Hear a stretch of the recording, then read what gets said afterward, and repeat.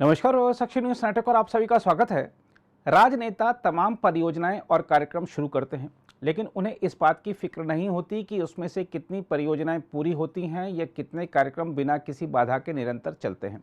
लेकिन प्रधानमंत्री नरेंद्र मोदी का अंदाज सबसे अलग है। वह जो परियोजनाएं शुरू करते हैं उसका शिलान्यास से लेकर उद्घाटन तक वही करते हैं। जो कार्यक्रम वह शुरू करते हैं वह निरंतर चलते भी हैं और रिकॉर्ड भी बनाते हैं। अब मन की बात को ही लीजिए।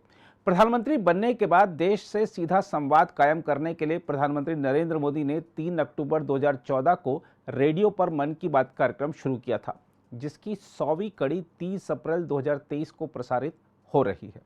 मासिक आधार पर प्रसारित होने वाले इस कार्यक्रम की 100 कड़ियां पूरी होना एक अनोखा रिकॉर्ड तो है ही, साथ ही इससे यह भी प्रदर्शित होता है कि प्रधानमंत्री देश की जनता से सीधे जुड़ने के लिए कितना आतुर रहते हैं।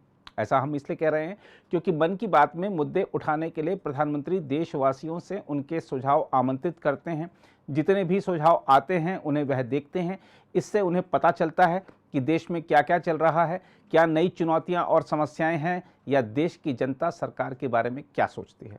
प्राप्त सुझावों में से बेहतरीन सुझावों का वह अपने कार्यक्रम में जिक्र करते हैं, जिससे देशवासी भी खुशी से फूले नहीं समाते।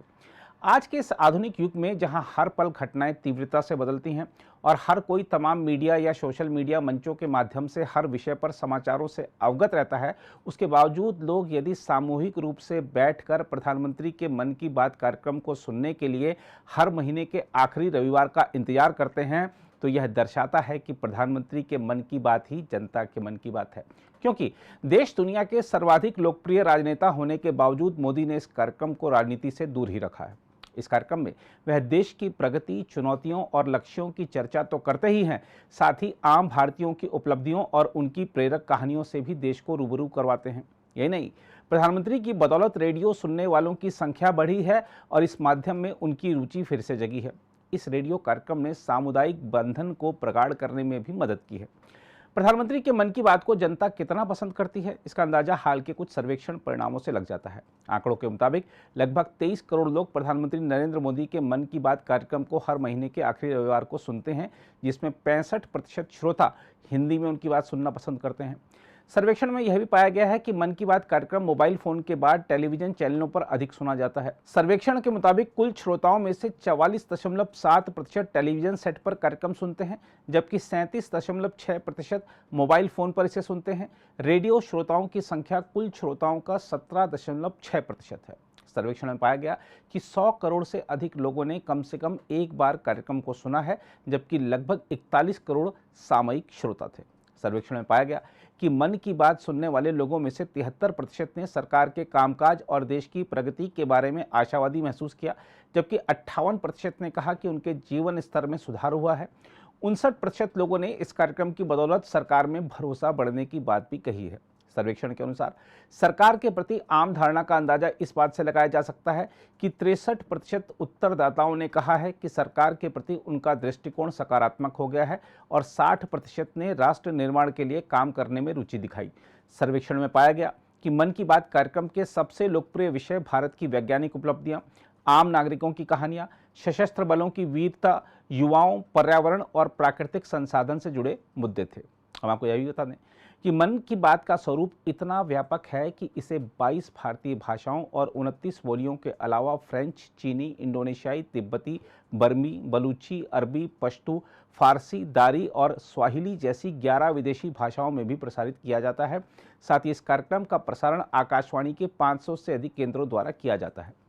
इसके अलावा एक और अध्ययन सामने आया है। उसके मुताबिक आकाशवाणी पर प्रधानमंत्री नरेंद्र मोदी के मन की बात कार्यक्रम को प्रेरणा का एक विश्वसनीय स्रोत तथा कृषि और उद्यमिता विकास के लिए व्यापक जागरूकता के माध्यम के रूप में पहचान हासिल हो चुकी है।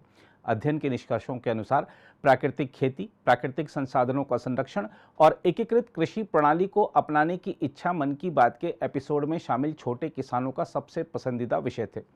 इसके अलावा मोटे अनाज के किसानों के साथ एक अन्य आकलन से पता चला है कि कृषि विज्ञान केंद्र के पेशेवरों द्वारा मन की बात और अनुवर्ती कार्रवाई के माध्यम से दिए गए संदेश ने मोटे अनाज की उन्नत किस्मों को अपनाने की प्रक्रिया और उत्पादन प्रणाली पर किसानों की धारणा को मजबूत किया है। इसके अलावा मन की बात कार्यक्रम ने कृषि स्टार्टअप को किसानों को लाभान्वित करने वाले नवीन समाधानों पर ध्यान केंद्रित करने के लिए भी प्रेरित किया है। दूसरी ओर मन की बात की 100वीं कड़ी का प्रसारण देश भर में होने के साथ ही संयुक्त राष्ट्र मुख्यालय से होना भी बड़े गर्व की बात है।